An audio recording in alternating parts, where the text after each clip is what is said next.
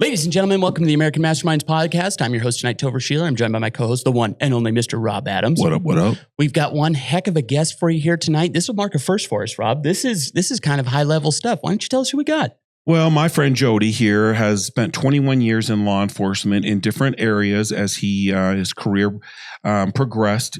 He comes to us from England. And he did a lot of things when it comes around negotiations, around understanding, communicating, and I'm excited to share his story. It really is a fantastic message, guys. This is something that you can use in your life in all kinds of different areas.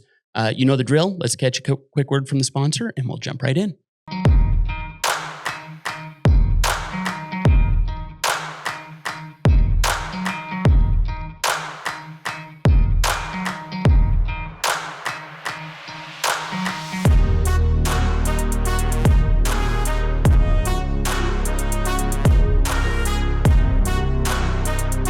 Welcome to the American Masterminds podcast. Well, hello, everybody. Thank you for tuning in to the American Mastermind podcast. Rob Adams here, founder of Thanksgiving Heroes, extending a warm invitation to you to be a part of our golf tournament on August 21st at Thanksgiving Point. We're looking for golfers, whole sponsors, breakfast sponsor, the main sponsor, whatever you want to do, whatever level of involvement that you want at the golf tournament, please come be a part of it. Click on the link below, sign you and your friends up to come and play some golf. Have a great day. Talk to you soon. We met at the Tribe X event. We did. Yeah. And outside the accent and the dapper look, this handsome fella here, I need to know. Want to see. Yeah, I need to get to know him a little bit better. We started talking about kind of your background as law enforcement. Yeah. And so you were doing law enforcement in the UK. Yeah. And let's just talk a little bit about where that started. So back when I was in my early years, and I think I'd got to a point in my life where I was actually working in a video store. And I was managing that, and I thought, you don't get much better than this. This is the life. Yeah, this is the life. And then I was like, I've really got to grow up a little bit here, and I'm one day going to get married, and I'm one day going to want my own house and all this kind of stuff. And I started thinking about, what could I do? And I happened to meet actually a couple of police officers at the time that had come in to get videos and stuff. And I just thought, I could do that. You know, and you just think it's like a simple thing. I could walk along and look for clues. Yeah. I reckon I could do. I've seen some movies. Yeah, I could do this. So that was it. I was just like, I'm just going to apply, see if there's anything available. So I applied in it was the December actually. And then they called me in the January, and then the process took its course, and I got started in the March. So I've gone from being, video store owner to manager to just then suddenly, now you're in the police. Yeah. And you're on the beat. It's been like 3 months later. Yeah. So you start all that process, and you have to do 2 years. You have to do 2 years of your bobbying, as we call it, out on the beat, the basic stuff, learning all the ropes. And it's only then you can then decide to kind of specialize. And, it was a difficult 2 years. There was times where I thought, I don't know whether I still want to do this. Yeah. It's hard work. It's not as fun as it looks. No. Yeah. It wasn't the searching for clues, I thought. That's right. It's like 95% boredom. Yeah. Sitting in your car in 95 degrees. Yeah. Or freezing. Yeah. And then 5% like crazy awesome. Like we're driving fast with the lights on. You know what I mean? It's a very small window of awesome. And I think it was challenging because you don't also realize what's going on in the world until you're at the forefront of it. And you're seeing people in difficult situations, you're seeing violence, and you're seeing all that, which you wouldn't normally see. I grew up in quite a tame household, so it was kind of like quite eye-opening for me.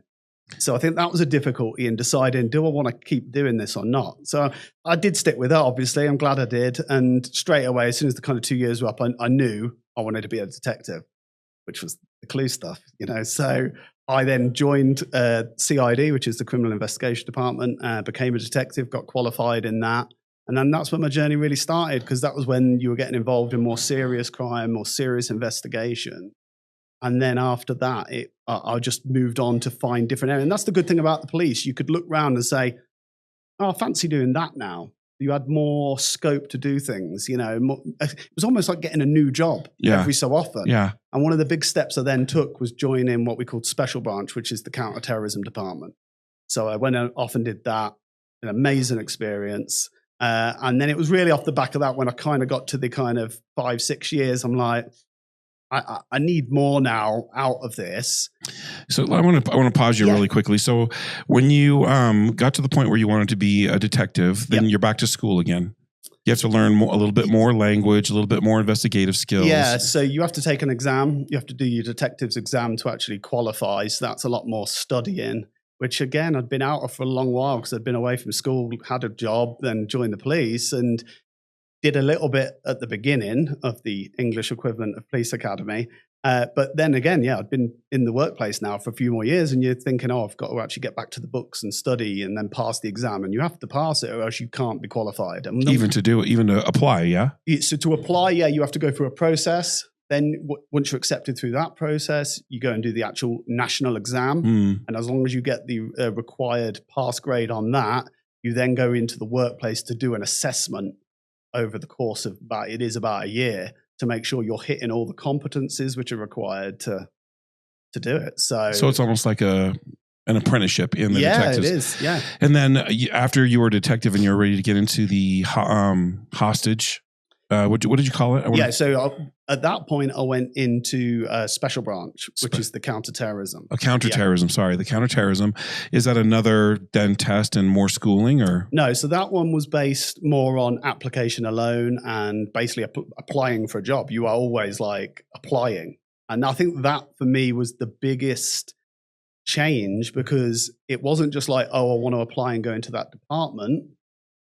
Whereas everything's pretty much the same and you know everyone, it's a bit more, I'll call it secretive, and it was run regionally rather than locally. So everything was different again. So, whereas you were like, we write statements like that. We do it a different way. Yeah. And you're like, I do feel like I've started a whole new career here. Yeah. Different computer systems, different everything. Exactly. Everything different.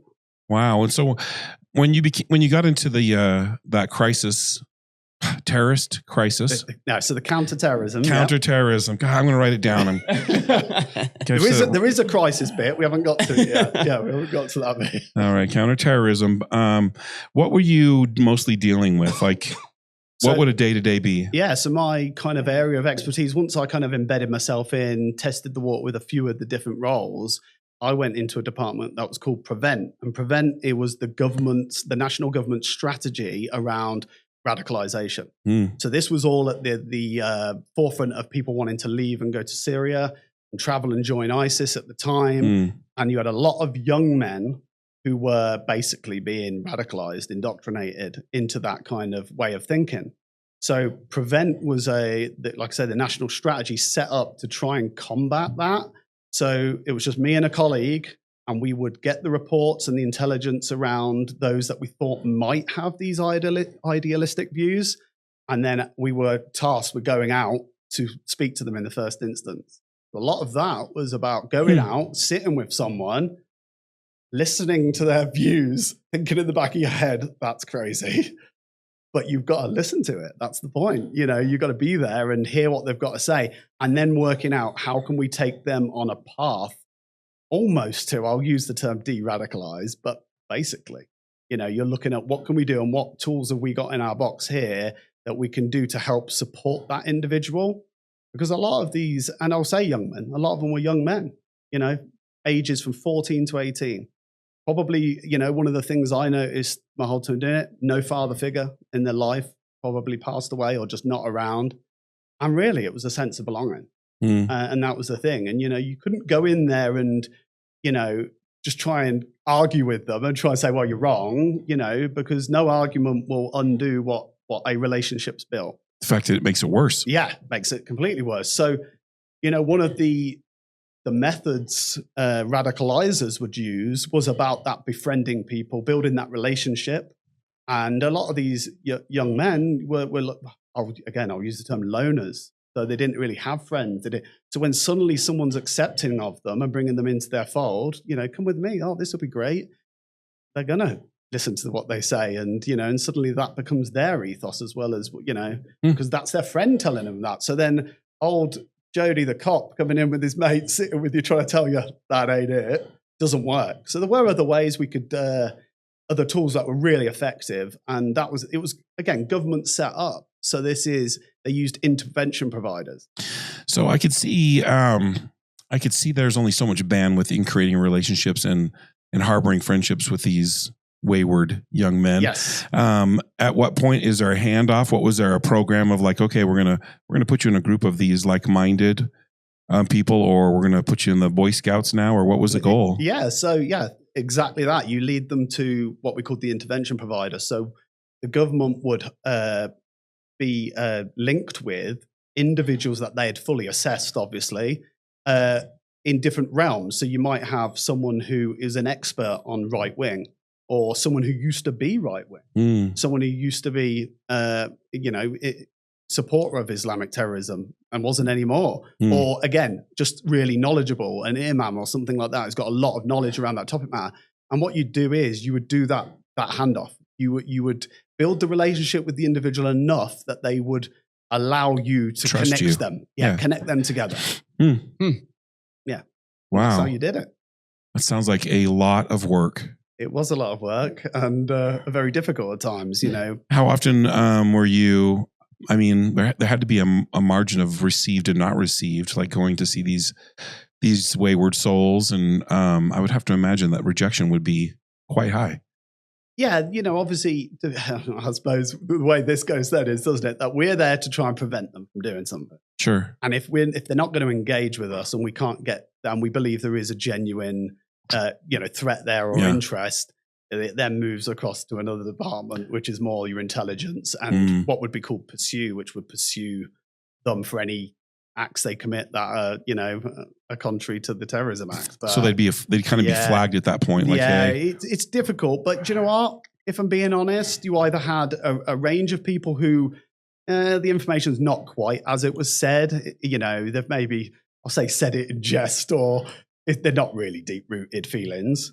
Or you had the ones which were a little bit more persuaded. But I'll be honest, most of them you could actually engage with and get somewhere with, because it wasn't like they were like, oh, I know everything about this now. I'm, the leading authority on this, and I truly believe it. I don't think that was ever there.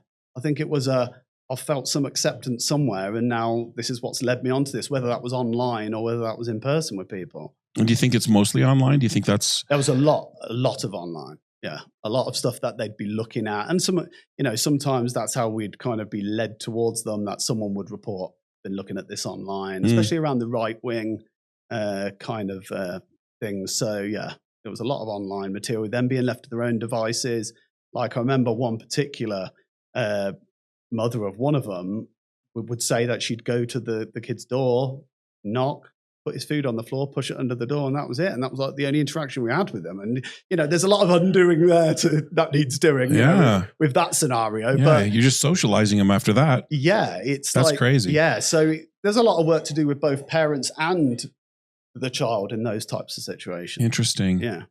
It reminds me of that Cesar Chavez. You know who that is? The dog whisperer. Oh yeah. It's not the dog that's the problem. It's the dog and the owner that are like, he's got to coach them both. Right. And so that's what that made me think of. Well, we know where Rob's head's at. Yeah, there's no bad dogs. Yeah. Well, that's an interesting thing. I often imagine social media, the way that it's geared, the way the algorithm works, is if I click on this type of tennis shoe, then I see a lot of tennis shoes. And I can see like a young man clicking into a thought leader, and then all of a sudden that becomes his bell jar. Like we're all in a vacuum. Social media keeps us all in a vacuum. And we think that we're connected to all these people. I've got 5,000 friends. Yeah. Do you though? Do you have 5,000 really? friends? Yeah. But what I've created is a vacuum or a space in which it's an echo chamber. If I'm thinking tennis shoes, I'm getting tennis shoes, and around and around we go. And then I'm aligned with other people who are deeply committed to tennis shoes. And the next thing you know, I'm out of alignment with reality. Yeah. And I think that is how it's designed, actually. I think it's purposefully made that way. Well, from a least sinister perspective, it's trying to show you what you want to see. So if you click on something, it's trying to show you more of that, right? And then to your point, if they bring somebody in, and all of a sudden, a lot of these guys, somebody agrees with them. Exactly. And that's enough to be like, that's my community. Significance there. It matters. And so then you get the spiral down the rabbit hole. Interesting.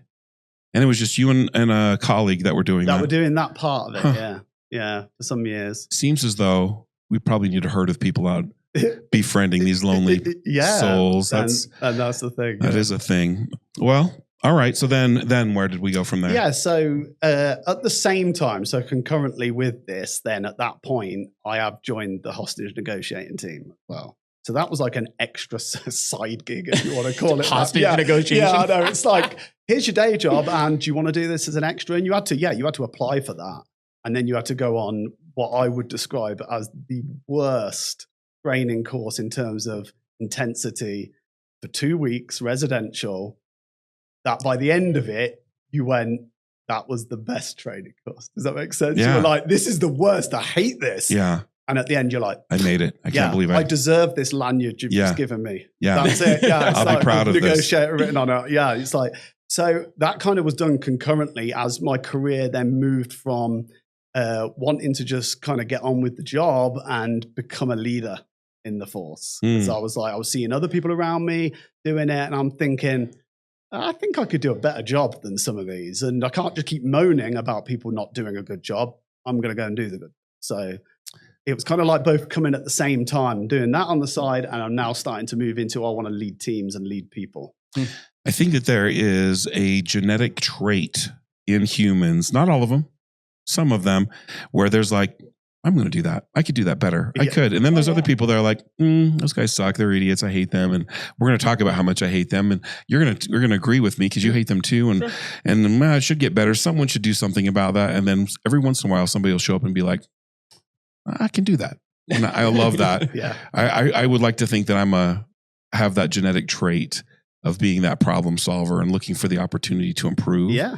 Because I find wild gratification in like stepping into my genius when I'm doing what I'm good at.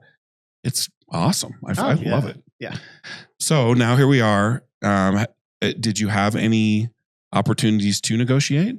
Oh yeah. I've done probably 100 different negotiations in my time in terms of, they're split into kind of two areas. You've got your crisis negotiations, so individuals that are probably looking to harm themselves, which made up a bulk of the call outs that we would get. So they were not only the hostage, but also the danger. Yeah. So yeah, exactly. In that scenario. Yeah. So normally they'd be, perched on the edge of a bridge or on top of what we'd call a multi-story car park, or a gun in their hand or something. Yeah, or a weapon, a knife. Normally knives in England. We're not so. I've got questions about weapons when we get there. Go ahead.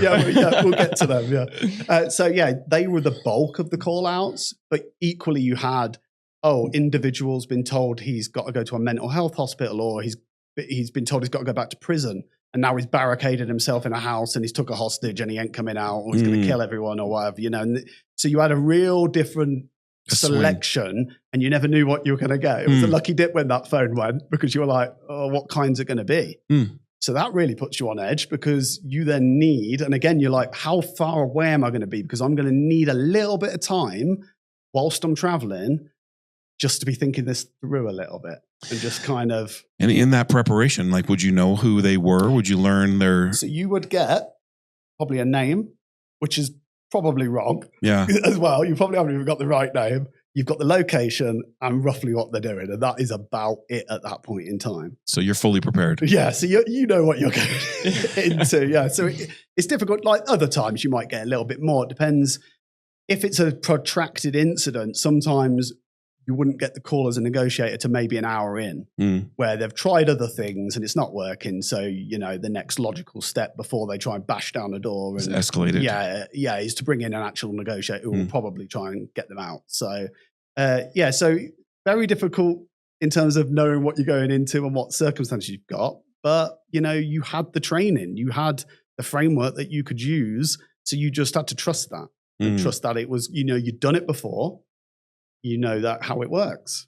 You just got to follow your, like an instruction booklet. I love that. So I was in law enforcement for a minute, about 8 years or so, not too long. And I took a hostage negotiation class, which I did poorly. I bet that. Get down. Just get down. Just come on. What are you doing? And I got out of law enforcement because I was in an automobile accident. I hit my head, and it shifted my personality from that conflict personality type to more of like, let's just talk this out. Yeah. And I probably would have done well in the hostage school with this mindset. Yeah. But when I was in the do it my way or I'll punch you in the neck mindset, Probably not. No, it went poorly. Yeah. Because I would get to a point of frustration, and then the only answer would be, well, then, okay, let's just do this, Yeah. And that is the worst type of thinking to have. And so did you feel a shift in your space? Because that's kind of a young man's thinking to an old man's thinking of, let's work this out. I think I've always been an old man then, because I think that's what I actually didn't like about the original 2 years was not the conflict, because I can deal with conflict, but I didn't like that there was a mentality with some officers of, I'm going to punch you in the neck. Whereas mine was always, let's de-escalate this and talk about Let's ask some questions. Yeah. And I pride myself on the fact that as a Bobby, you only get given a what was called a parva spray, so like a pepper spray, and a metal bat. That's all you've got as your weapons. The asp. Yeah, they've got tasers now, so they're doing a little bit better. But back in my day, you didn't have that. So I pride myself on the fact that I only ever drew the baton once, and I never sprayed anyone. Wow. So I just didn't feel like I needed to. Man, I would go through a case of pepper spray. Have you ever seen the guy? It's Chris something or other. He's like the top guy for the CIA. Okay, of hostage negotiation. Do you know who I'm talking about? Oh yeah, Chris Voss. Chris Voss. Yeah. There it is. His book is great. Yep. But when he talks, it's like he's a librarian. And then when he talks about his mental psychology of how he does this, it's insane. Yeah. Like you talk about like sales. Yeah. Oh, it's on a whole different level. Yeah. But his voice, like if he goes, I think he even said this, if I raise my voice, I've lost. Yeah. It's over. So the psychology and the salesmanship of it is absolutely insane. That's who recommended me his book was my sales mentor. He's like, you need to read this book because it's not a negotiations book, it's a communications book. Right. And how you can more effectively illustrate your ideas in a way that is less attacking or even more presentable. Like people would, oh, that's a great idea. Let's go. Right. And I've incorporated quite a bit of his book into my sales process. We're talking about the same thing. We're just talking about higher stakes. Yeah. Exactly that. And so you are now in business here in the United States, and you're helping these companies grow. Whoa. How did you get here? Yeah. What brought you to a plane? A play? A plane. Oh, a plane. An aeroplane. Yeah. So if we just finish the bit of my police career, which is I've gone up the ranks, I'm now finishing as a senior police officer, a detective chief inspector, managing, the team for the county. I was dealing with domestic abuse at that last moment, massive team. And then my wife says, we've got an opportunity to go to Utah. And, I'd always had a dream to go to America, always. I was a little boy. I loved watching basketball. I played American football in England. And, loved everything about America. So to me, that was like, if we've got that opportunity, let's do it. I want to do it. Yeah. I want the kids to experience it. So she's then like, but what about your, career? Your career? Yeah. Well, I'll end that. Let's just go. We'll work it out, So the initial reaction for me was, I'm fine. I've done 21 years. I've done all this stuff. I've helped all these people. I need my own time now. Which does change when you get here. But at that point, that's how I felt. So that's how we came out here. We came out last year, and then I had to find something to do. And that's where it became a bit of a struggle. There we go. Because I thought, I'm fine. I don't need to do anything. I need the break. I deserve the break. But I soon realized, first of all, I miss helping people. And I miss doing what I'm good at, which is what you said. That gives me like that. I thrive on that. When I know something and I'm good at it, that's how I get my energy. So then I've been trying to find my way, find what I can do. And I've had the opportunity to start working with businesses.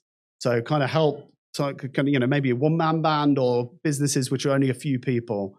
And we're trying to help them grow and scale. And the company that I'm working for there and partnered in is called Spark, but with no A, just SPRK. Got to be different. So that's given me the opportunity to work with business owners and in that business realm.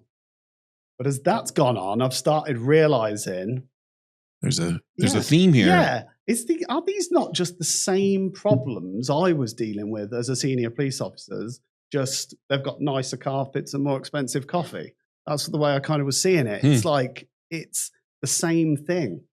And then I've started going, well, what do I miss? Well, I miss helping people. So, well, what can I do now then with what I know to try and help people? And that's where I kind of born out this kind of, I don't really like using the term training or framework, but this kind of my way of thinking and the way I've done things, could I not put that into something tangible for someone else to utilize? And that comes and fits in with everything we're talking about to do with my work in counterterrorism, my work in negotiating. And it's really about, first of all, how do we think? How can you think, especially in really like, I'll give you my example of real high pressure situations. And then even though it's a different topic matter, you've got your own high pressure situation. So just why don't you try and think the way I was thinking, like the process I followed, maybe that'll help you with that. And then it looks at, well, how do you then lead people? And how can you get the best out of your staff and things like that? Now, all of that is all the negotiator piece, which fits in with Chris Voss, because that is what he teaches, which is the FBI's main training, which is the behavioral staircase, which can be used for anything. And that is about getting that structured process of talking to people. And that's why it works in sales. That's why it works with negotiating. And it is about influence. But again, you use the term influence, it makes it sound like you're trying to hoodwink someone. Yeah. But it's influence with purpose because you're building a relationship. And that's how it all starts. You can't get anywhere. And this is kind of what I teach is you can't get to step 4, which is influence, unless you've covered steps 1, 2, and 3.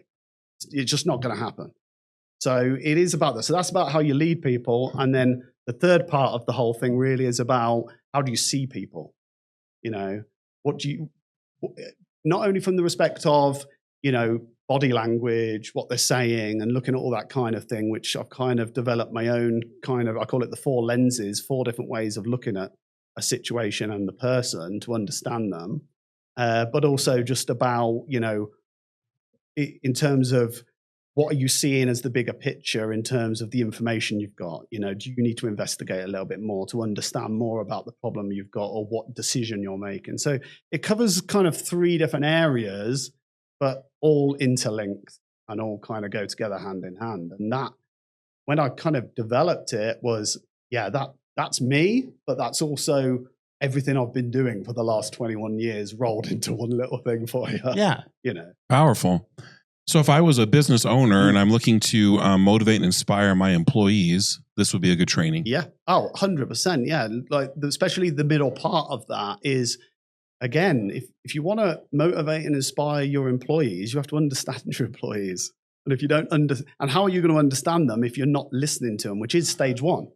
That's all about that listening. If you're not even doing that, then you'll never influence them, as we'll call it, because to get what you kind of want out of it, because you're not following the proper process.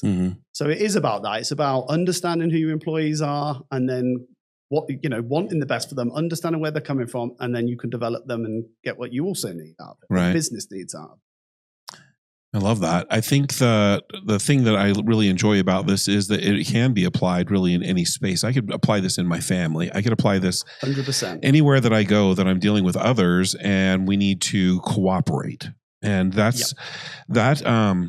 is everything in life. It's everywhere I go in life. I want to cooperate with you, but I need to understand what you're trying to talk about. But I need you to cooperate with me in order. And so there's this give and take that needs to happen. And you cover that in the training. Now you have we've talked about writing a book a little bit. Are you going to write a book? I think I will. If Chris Voss can do it, I can do it. That's why I'm saying this now. Right. I think it's a natural step to come from what I've built, because exactly as you've put it, this isn't about, oh, well, I'm not in the police or law enforcement, so it doesn't apply to me. It's not, oh, I don't run my own business or I'm not a leader, it doesn't apply to me. You literally can apply any of this just in your life, in your home, like you say. Although I have tried to negotiate with my children, that doesn't work. Yeah. No matter how many times you try the behavioral staircase. No. They don't feel heard no matter what. No, yeah. And ultimately, that is what it is about. It's about that person feeling heard. Because if you can make someone genuinely feel heard, then It can change everything. That's the point. In the police academy back 100 years ago, they are we good? Yeah. In the police academy, they had a course, pretty extensive course actually, called verbal judo. Did they ever have that in England? No. But I want to hear more. So listen to this nonsense. Listen to this. I actually would call it gerbil voodoo. And I would say it enough in front of that the instructor would start accidentally saying now, here in gerbil voodoo, and he'd be like, no. That's not what this is called. That's brilliant. But all it is a communication style like judo, where you transfer the energy that's directed at you and you move it past you or in a way that is useful. Yeah. And I use gerbil voodoo all the time. I use it a lot. And I thought the training was ridiculous when I was in the police academy, but I use it with my nonprofit. I use it with my family. I use it all the time. And it's so easy when I can stay present. Yeah. That's the hard part of your job is there's a lot of things happening emotionally in that situation to not get pulled into it and to still be able to use those skills, ask the questions, reflect the idea in a way like, would you do that? Would you think of it? And so it's been really good. I think anybody that has an opportunity to get access to the behavior staircase or even gerbil voodoo is going to benefit. They're going to be searching gerbil voodoo. Yeah. 100%. Nothing comes up. Nothing comes up. It's a weird little video. But we don't talk about that. That's a whole different subject. Yeah, something else altogether. That's another podcast. Yeah. Oh man. And so I love that you are, that you've taken these 21 years of experience. And because what I've seen people in my experience in law enforcement is they identify so strongly with being a police officer that once they get out of that space, they don't really know who they are. They don't know what they can do with that. They are kind of lost. And you'll see them go off and do, become carpet layers or tree trimmers or something where there is no communication. They've distanced themselves because law enforcement has a tendency to jade you against other humans. Yep. And so they are almost in lone business operators. They don't even have employees for the most part because they just want to go out and pressure wash driveways and, leave me alone. And I like that you've taken your experience and you've converted it into something that is traditionally outside this space business and brought it into that space. If I was a business owner, who would I want you to be talking to in my organization? So I think primarily there is different areas that can be gauged to different people. And the beauty of it is I've got the basics and I can tailor it to whatever the audience is because it all fits. So ideally, you're going to want some leadership or management to deliver it to because they're in that kind of position naturally already. But you could also deliver it to people who are aspiring leaders and aspiring managers. It still all works. And especially when you get to the how to lead people section, that could fit with anyone because it could just be two people doing the same job. There still needs to be that natural order of working together and how you work more in sync with each other and just have that cooperative spirit. Yeah, because as I said earlier, it's just about a relationship. That's where it all starts. So really it could work for any. Yeah. So we're talking, it could be your CEO and your C-suite. It could be your middle managers and leaders. It could be the person who's, serving burgers on, at the drive-through window. Really. Well, ultimately, all of those positions have some kind of leadership involved, right? That's what you're saying. Yeah. I believe that to be true. I think that when I've worked in warehouses, there's someone, even if they don't have a title. Exactly. I'm going to ask Topher. He knows how to do it, where to do it. And so that's amazing. So you do a seminar. Yep. Do you speak? I do like a keynote, which is about 45 minutes to an hour long, which kind of just goes through the first part, how I think, that kind of piece with a few kind of policy stories thrown in for just to keep you engaged, keep you going. Yeah. But also shows you how that translates. So you're not just thinking, oh, great, nice story, but I don't know why I'm sitting here. It all fits and it does show you that kind of bit of a taster into what that can do for your organization. And then, of course, I've got a half day, a full day, and a 3-day, which expand more and more depending on how long. Because, obviously, even just the behavioral staircase, I learned that over 2 weeks of intense training, which still probably wasn't enough. You could, there's, as years. You know, Chris Voss has written loads on it. There's loads of academics who have written stuff on the behavioral staircase. You don't have that kind of time. And I'm not trying to do that. I'm just trying to give you a flavor of it and how you can apply that into your life, your business, whatever that might be. Yeah, some tools. And with each of those, as I said earlier, they can be customizable. So, it can be made more relevant to your organization. So you don't, again, feel like, well, I get your point, but it don't really fit for me because you're not thinking outside the box quite right. You know? So that's the beauty of it. It's the basic principles there, and I can kind of shift it and move it and make it give you the best result. I love that. I'm going to have you come and I've got a few gigs for you, my friend. Yeah, good. That's what I love a good gig. Yeah. I think I'd be interested in hearing the policey stories and how it all shakes out. So it's totally for a selfish reason, just so you know. Well, it's not just you on your own. Well, it might be. 45-minute keynote speaker for Rob. Yeah. It's done in his backyard at the pool. Don't worry about it. Pool. We're in our trunks. It's nice. Yeah. Well, Jody, as I think about the tools that you're providing, and I think about the opportunities out there, I can't think of an organization that wouldn't benefit from having a little bit of this information in their space. If I wanted to get a hold of you, I guess we could include your links and contact information in the comments. But I would want to know, like, where do you see this kind of training or your new organization? Where do you see it going? Well, I think for me, obviously, what's unique about it is that they're my stories that I've got. No one else has got them. And what else is unique about it is that it differs from what you would, I will say, traditionally get in a leadership program. There's lots of different leadership, and they're all very valuable, and they're all in their own way. But I just give you something a bit of a different way of looking at it from a different perspective that not many people can. Where do I see it going? So obviously it is based on me doing it. So it makes it hard to go and get a load of staff that tell you what I tell. But there's other people out there with equally as compelling and interesting stories and pieces of learning. So the way I see it, for me, I want to go out, deliver as much as I can, get into as many businesses as I can, as many networks as I can in terms of just sharing this, because I want it to mean something. I don't want to do it just because it's a job, like you talked about people just doing window cleaning or gardening or whatever it is. I want to feel like I felt delivering to the public when I was out there every day, going through very difficult situations. I want to be able to take that pressure off some people. It's hard enough in this world as it is. And if you're trying to run a business and you're responsible for other people's salaries and, you're trying to make it, if I can make that even a little bit easier, or I can make it a little bit easier in your home life, whatever it is, to me, that's a win for me. And that's the feeling I want. So selfishly, that's the feeling I want. That's great. Yeah. And so I can see it. It could be, in any, like you said, any different organization, every different business could benefit in some way from this. That is fantastic.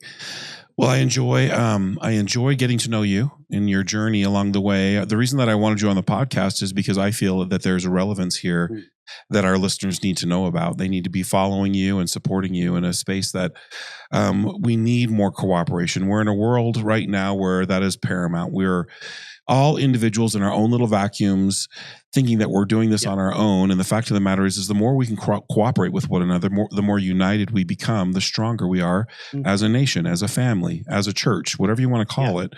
And so I think there's a lot of tools that need to be applied across the board. And I think that you have a great opportunity to do some real good. Yeah. And I think, you look at it, it fits exactly what you're saying, which is it is about that cooperation, but then, like we said earlier, the relationships that you build in. And whether it is in business or at home, you want everyone to be singing off the same, hymn sheet. That's what you want. You want everyone collectively working together. Pulling together. Yeah. And it reduces then conflict. And we all need less conflict in our own lives and in this world. So if it does anything to help that, then it's got to be a good thing. It's got to be a good thing. Well, we here at the American Masterminds want to wish you the very best and support you in this space. If you out there have questions or want to get more involved, we'll include the links in the comments and get involved. Be sure that you like and share this. If you have someone that's running a company that you think would benefit, please share this video along because there's a tremendous amount of value in what you're bringing. Thank you. Thank you. We'll catch you on the next one.